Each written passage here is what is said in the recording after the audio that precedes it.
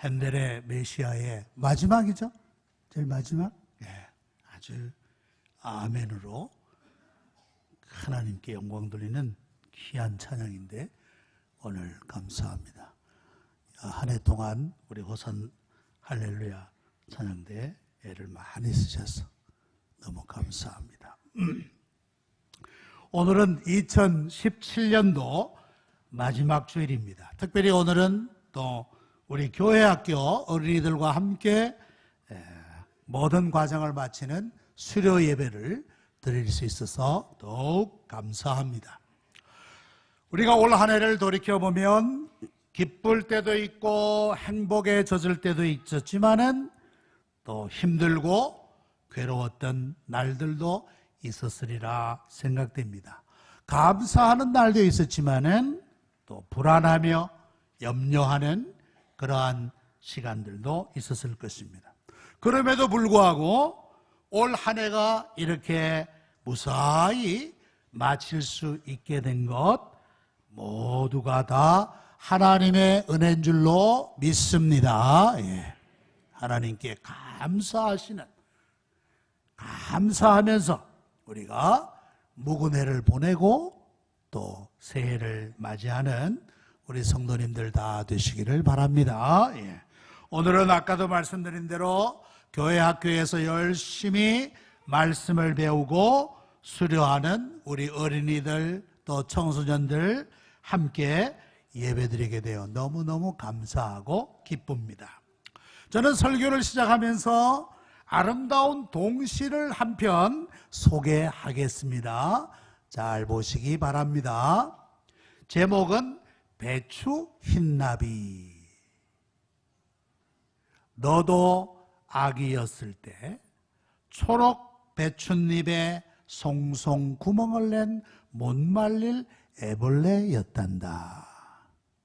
아주 짧은 동시죠? 짧은 동시지만은 아주 아름답게 우리에게 생각할 여지를 많이 주는 그런 시입니다. 여러분들 배추 흰나비는 잘 자라서 저기 오른편인가? 배추 흰나비가 잘 자라서 우아한 날갯짓을 하며 날아다닙니다. 그러나 배추 흰나비가 어떻습니까? 애벌레 시절이 있었단 말이에요. 애벌레. 저기 보면 애벌레. 그 애벌레는 배춧잎 위에 앉아서 이리 파먹고 저리 파먹고 하던 개구장이었단 말이에요. 개구장이.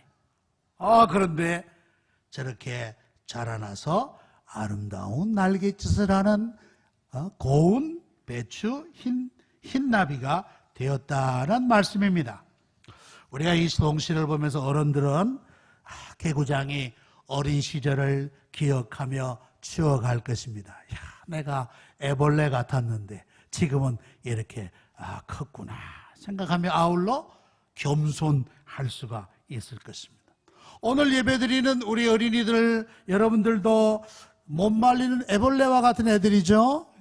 못 말리는 애벌레와 같이 장난치고 다른 친구들 귀찮게 하고 떠들고 선생님 괴롭히고 하던 그런 애벌레란 말이에요. 나중에는 여러분 어떻게 됩니까?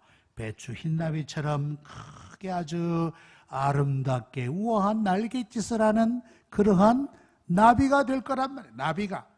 근데 우리 어린이들 가운데 훌륭한 사장님도 나오고 과학자도 나오고 의사 선생님도 나오고 목사님도 나오고 장관도 나오고 늠름한 장군도 나오고 그렇게 귀하게 미래에 쓰일 수가 있는 것입니다. 오늘 성경에는 이 못 말릴 애벌레와 같은 믿음의 아들이 있었습니다. 그 이름이 누구냐? 디모데입니다.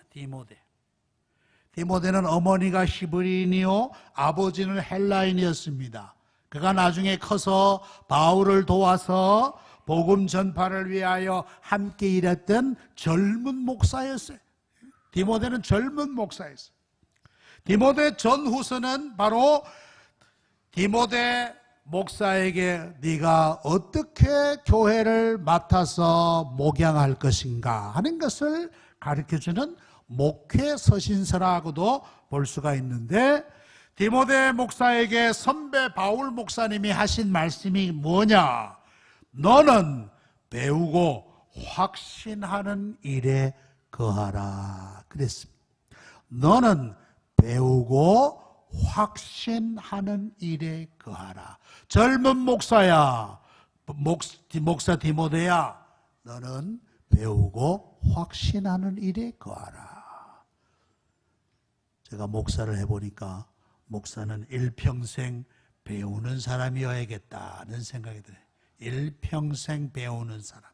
신학을 배우고 두루 넓은 학문을 배우고 많은 경험을 쌓으며 거기에서 하나님의 말씀이 해석되어질 때 그 말씀이 은혜로운 말씀이 될 수가 있겠구나 하는 생각 가지면 목사는 일평생 배우는 사람이다. 배우는 사람이다. 그런 생각.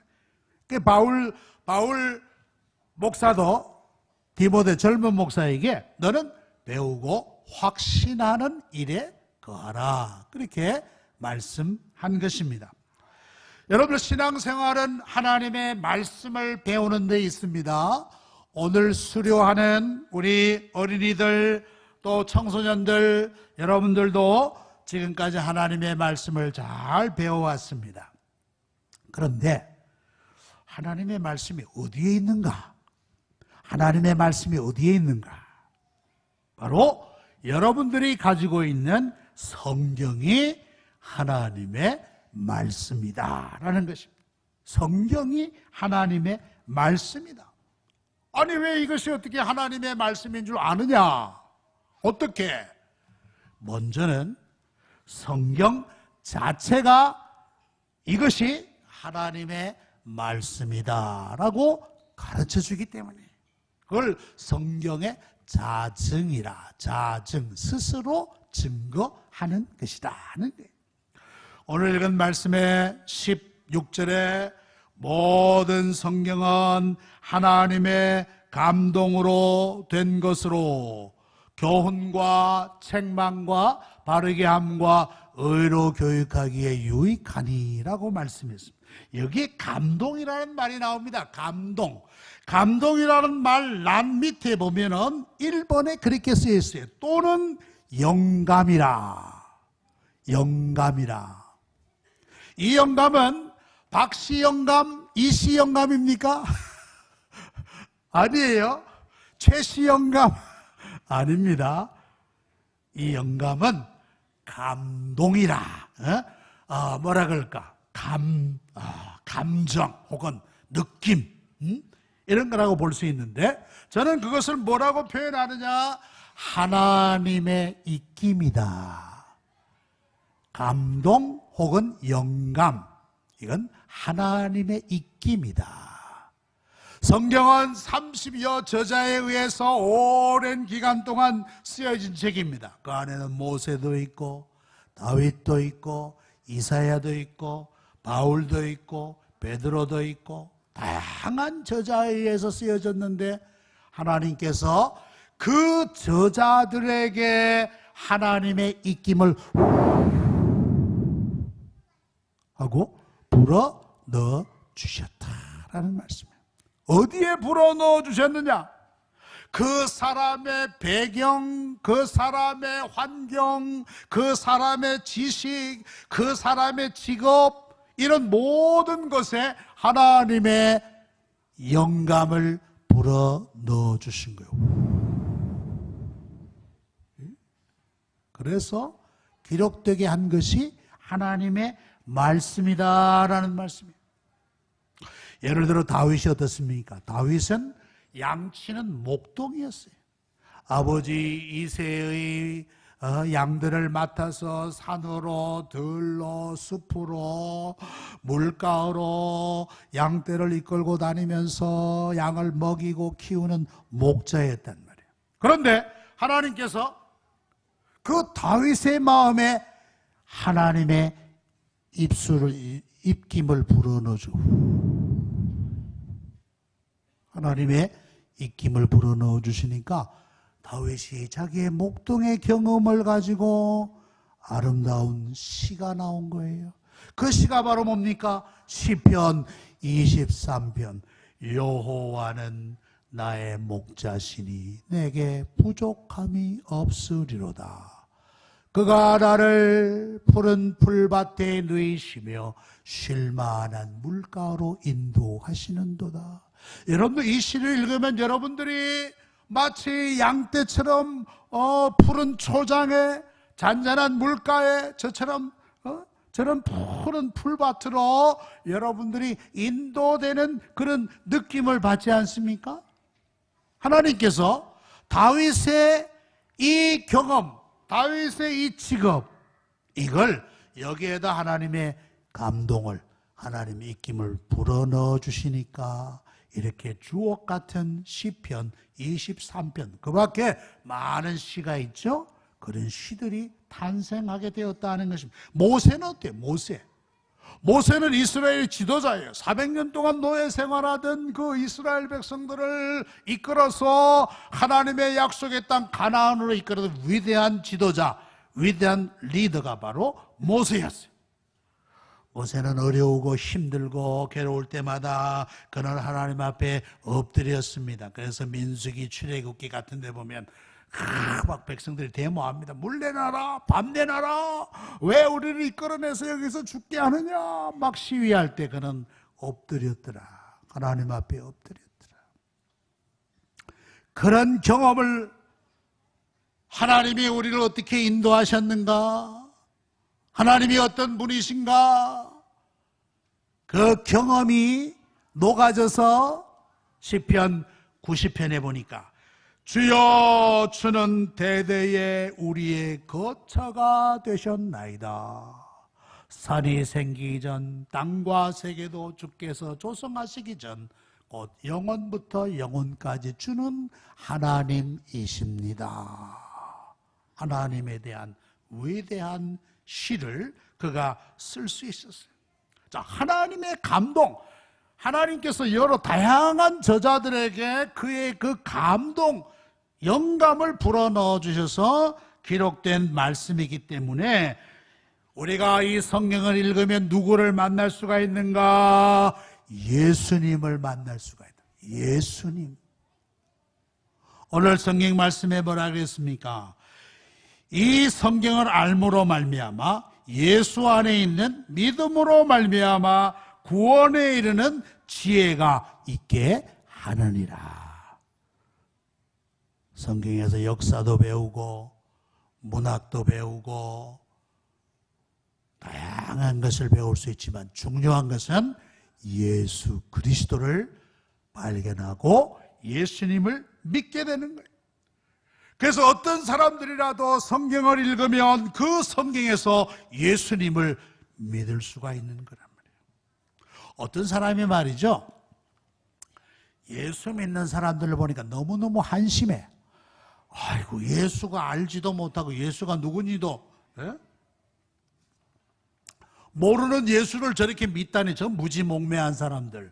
내가 저 무지한 사람들의 무지함을 내가 깨우쳐줘야 되겠다 생각하고는, 그러길 하면 내가 성경을 알아야지 하면서 성경을 차근차근 연구하기 시작해. 왜? 예수쟁이들, 무지한 예수쟁이들을 깨우치기 위하여 내가 성경을 연구해야 되겠다 하고 성경을 한 달, 두 달, 6개월, 1년, 2년, 3년, 5년 연구하다가 주여, 내가 주를 믿습니다. 예수님은 나의 구주입니다. 하고 예수님 앞에 돌아온 사람이 있어요. 돌아온 사람.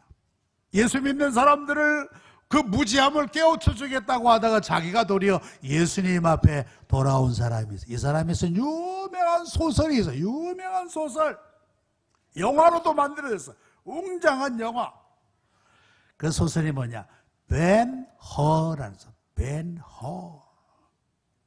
그 저자가 예수 믿는 사람들 무지를 깨우쳐 주려다가 자기가 도리어 예수님 앞에 무릎을 꿇고 그런 훌륭한 대작을 남기게 되었던 것입니다. 자, 우리 어린이들 제가 하나 물어볼게요. 어린이들, 북한에 교회가 있을까요? 없을까요? 있어요? 없어요? 있다고 생각하는 어린이 한번 손 들어 보실래요? 그래요. 내리시고. 없다. 교회 없다.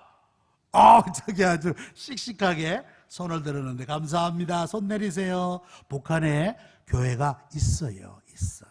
평양에 봉수교회라고 있습니다. 한번 보여주시겠어요?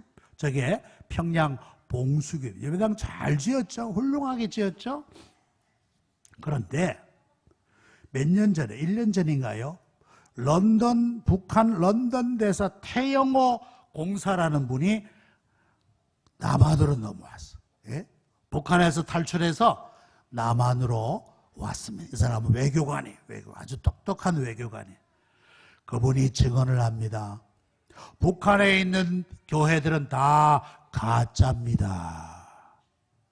교회가 있지만은, 저렇게 예배당이 있지만은 다 가짜입니다. 그 안에 있는 신도들도 다 가짜 신자들입니다. 당성이 제일 뛰어난 사람들만 모아가지고 예수 믿는 신자 흉내 내게 하고 앉아있게 하는 것입니다. 그렇게 증언했어요. 태영호 전 북한 공사가. 그 사람 말이면 굉장한 그 증빙이 되는 거죠. 다 가짜예요. 가짜 예배당. 성경도 있고 뭐 찬양도 하고 뭐 기도도 한다지만 다 가짜 신자들이란 말이에요. 당성이 제일 뛰어난 사람들. 그런데 놀라운 사실은 얼마 전부터 가짜 교인들이 서서히 진짜 교인들로 변하더래요. 가짜 교인들이 예배당에 한 번 오고 두 번 오고, 그래도 가짜지만 설교한다고 성경도 읽고 설교도 하고 그럴 거 아닙니까? 그러면서 하나님의 말씀이 그 가짜 교인들에게 한 번, 두 번, 세 번, 네 번 떨어지면서 가짜 교인들이 진짜 교인으로 변했다. 그래가지고 북한이 도리어 고민이래. 이 진짜 교인들을 어떻게 다뤄야 될 거냐? 그저 예배당 형식적으로 세워두고 가짜 교인들을 채웠는데 그 사람들이 진짜 교인으로 변하더래요. 그래서 북한이 고민하고 있다. 왜? 하나님의 말씀이 그들 속에 떨어지니까 그 말씀이 그들을 변화시킨 거예요. 히브리서 4장 12절에 이런 말씀이 있습니다. 하나님의 말씀은 살아있고 활력이 있어 좌우의 날선 어떤 검보다. 예리하여부터 여러분들 읽으십시오. 시작. 예리하여 혼과 영과 및 관절과 골수를 찔러 쪼개기까지 하며 또 마음의 생각과 뜻을 판단. 여러분 저 말씀 보면 뭐가 생각나냐? 수술 생각나요. 수술. 외과 의사가 날카로운 수술 칼을 들고 그 병의 근원을 찔러서 쪼개서 그 안에 암덩어리를 팍 뜯어내는 것 같이. 예? 하나님의 말씀이 우리의 마음속에 떨어질 때 죄의 덩어리를, 죄의 암덩어리들을 뜯어낸단 말이에요. 뜯어내는 거예요. 예? 하나님의 말씀이 힘이 있어. 가짜 교인들도 하나님의 말씀을 들으니까 진짜 교인이 되었던 것입니다. 자, 그럼 우리는 언제부터 성경을 배워야 할까요? 언제부터? 오늘 성경에 보니까 15절에 너는 어려서부터 성경을 알았나니. 오늘 수료하는 모든 우리 어린이들, 청소년들 다 어려서부터 성경을 알았다라고 볼 수 있습니다. 여러분들, 디모데는 어려서부터 성경을 알아서 누구에게? 외할머니, 어머니로부터 성경을 배웠다고 볼 수 있어요. 디모데후서 1장 5절에 보면 이는 네 속에 거짓이 없는 믿음을 생각함이라. 이 믿음은 먼저 내 외조모 로이스와 내 어머니 유니게 속에 있더니 내 속에도 있는 줄을 확신하노라. 그러니까 조부모님들의 역할이 중요합니다. 우리 조부모님들, 여러분들이 믿음이 자손 대대에 미쳐질 수 있다는 것입니다. 조부모님들의 역할이 얼마나 중요해요. 외조모 로이스와 또 내 어머니 유니게 속에 있더니 그 믿음이 내게도 있구나, 이렇게 말씀하신 거예요. 미국의 기독교의 역사에 있어서 대각성 운동이라는 기간이 있습니다. 대각성. 거기 때는 말이죠, 그저 설교만 하면 막 사람들이 막 뒤집어지고 말이에요. 막 예수를 믿고 회개하고 막 난리같이 난리라는 거예요. 그 대각성 운동의 주역이 되는 분이 계셨습니다. 그분은 바로 누구냐? 조나단 에드워드라는 분이에요. 조나단 에드워드. 저기에 나오는데 이분은 목사님이에요. 조나단 에드워드가 한번 설교하면 말이죠, 막 회중들이 막 뒤집어진대. 막 뒤집어져가지고 막 뒹굴고 막 회개하고 막 난리, 미안합니다, 머거지가 아닌데 난리 버거지가 막 뒤집어지는 역사가 이런 그 기간을 대각성, The Great Awakening이라는 그 기간인데 그 중심 인물이 바로 저 조나단 에드워즈라는 분. 이분은 말이죠, 7세, 8세 때부터 기도 모임을 인도하고 경건 모임을 인도했대. 7세, 8세 때부터 성경을 연구했는데 뭘로 연구했느냐? 원어로 가지고 성경을 원어, 히브리어, 헬라어, 원어를 가지고 성경을 언제부터? 어려서부터 7세, 8세부터. 그래가지고 하버드를 나오고 아주 훌륭한 목사님이 되어서 미국의 대각성 운동을 이끈 훌륭한 지도자 목사님이 되셨습니다. 어려서부터, 내가 어려서부터 성경을 알았나니. 그러므로 우리 오늘 수료하는 어린이들, 여러분들이 주일학교 어려서부터 다닌다는 게 얼마나 큰 복인지 몰라요.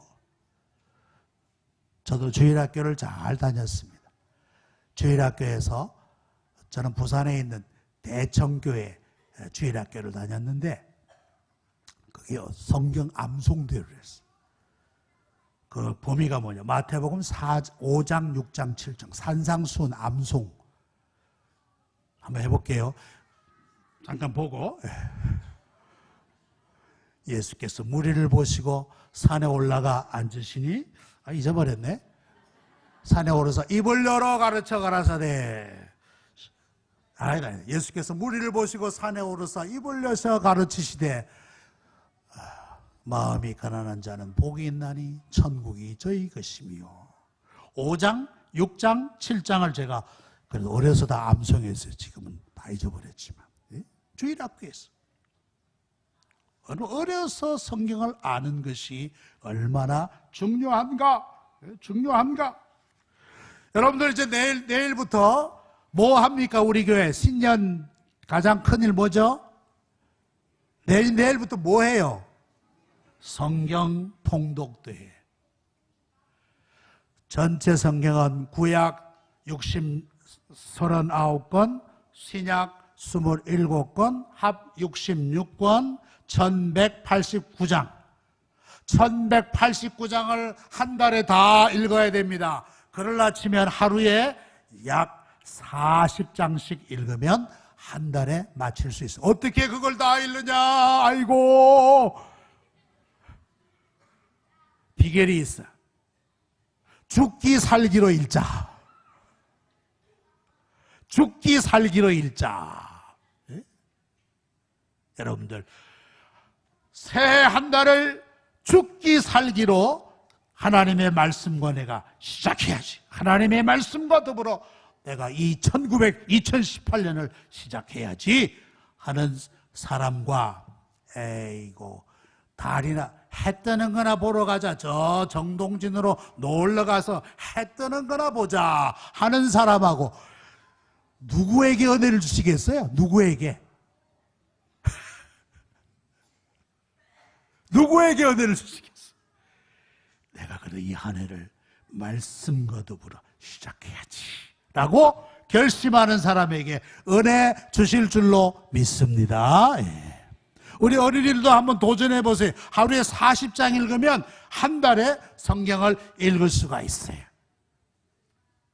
성경을 가까이 하면 어떤 유익이 있느냐? 첫째로 풍부한 지식을 얻을 수 있어요. 풍부한 지식. 성경에는 수많은 단어도 매우 수준 높은 말들이 많이 나옵니다. 그래서 우리 어린이들도 성경을 읽으면 지적인 수준이 상당히 높아져서 공부도 잘합니다. 여러분 공부 잘하고 싶으면 성경을 많이 읽으면 여러분들이 풍부한 지식을 얻을 수 있어요. 두 번째, 풍부한 상상력을 얻을 수 있습니다. 하나님이 천지를 창조하셨다. 이야, 하나님이 어떻게 천지를 창조하셨을까? 깊이 숙고합니다. 생각해 봅니다. 말씀으로 천지를 창조하셨다지. 아니, 이스라엘 백성들이 어떻게 그 홍해를 건넜을까? 큰 대형 보트를 만드셨나? 상상력, 인간의 상상력을 동원할 수가 있는 거예요. 아니, 예수님이 어떻게 물로 포도주를 만드셨을까? 그 포도주 맛은 어땠을까? 상상할 수 있다. 상상. 유대인들이 다른 민족들보다 노벨상을 많이 받은 거 보면 그만큼 우수하다는 거 아니겠습니까? 어려서부터 성경을 대하면서 풍부한 상상력이 그들을 그렇게 높은 지적 수준으로 올리지 않았나 생각돼. 세 번째, 성경을 가까이 하면 풍부한 하나님을 알게 된다. 풍부한 하나님을 안다고 하는 것은 예수로 말미암아 구원에 이르는 지혜가 있게 한다. 성경은 한마디로 구원 얻는 책입니다. 이 말씀을 읽으면 우리가 예수 믿고 구원받는 길을 여기서 발견할 수 있는 것입니다. 오늘 수료하는 어린이들이나 또 우리 모든 성도님들이 그래서 성경을 힘써 배워야 되는 거예요. 말씀을 맺습니다. 기독교는 한 책의 신앙이다. 한 책의 신앙이다. 그건 바로 성경이라고 말씀할 수 있습니다. 칼빈이 이런 말을 했어요. 교회는 우리가 일생 다녀야 할 학교다. 동의하십니까? 교회는 우리가 일생 다녀야 할 학교다. 죽을 때까지 다녀야 할 학교다. 무슨 학교냐? 말씀 학교라. 하나님의 말씀을 배우고 그 말씀으로 하나님을 예배하고 그 말씀을 전파하고 그 말씀을 순종하는 교회는 우리가 일생 다녀야 할 학교다. 우리 오늘 수료하는 어린이들, 청소년들 기억하시기 바랍니다. 아멘. 이제 수료하시니까 끝났다. 아이고, 그게 아니라 일생을 다녀야 할 학교, 일생을 다녀야 할 학교. 여러분들 가운데 중퇴자가 없기 바랍니다. 일생을 다녀야지 중퇴하는 자가 없어야 돼. 중퇴하는 자. 오늘 수료하는 어린이들이나 우리 모든 성도님들 올 한 해도 열심히 잘 달려왔는데 이제 내년에도 더욱더 하나님의 말씀에 굳게 서서 믿음의 뿌리를 견고하게 내려서 든든한 믿음의 삶을 유지하는 우리 성도님들 다 되시기를 축원합니다. 기도하십시다.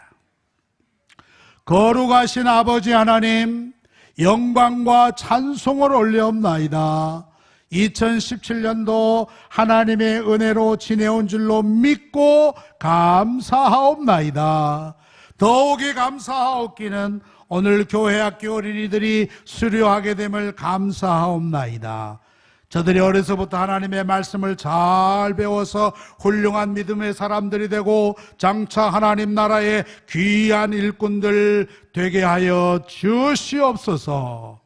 우리 성도들도 말씀에 굳게 서서 흔들림이 없는 믿음의 생애 올 한 해도 살아왔듯이 2018년도 미지의 해도 말씀과 더불어 살아가는 성도님들 되게 하여 주시옵소서. 예수님의 이름으로 기도하옵나이다. 아멘.